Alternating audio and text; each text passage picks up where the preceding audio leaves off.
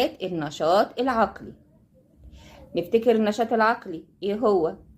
تنظيم التفكير، استرجاع الماضي او خبرات الماضي، التخطيط للمستقبل، حل المشكلات. مش دي اللي هي الحالات التي تثير النشاط العقلي؟ طيب هنا جايب لي استرجاع الخبرات السابقة. استرجاع الخبرات السابقة يعني استرجاع الماضي.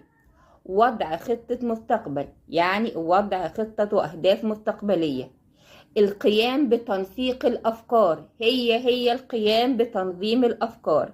حل حل الأزمات الحالية اللي هي حل المشكلات اللي بتواجه الإنسان. يبقى شفنا هي نفس العناوين بس لعب لي بشوية مرادفات بسيطة. طيب تعالي نحلل العبارة علشان نشوف احنا هنختار ايه. اما بيقول لي كلمة لا تحكم شعبا الا بان تريه القادم.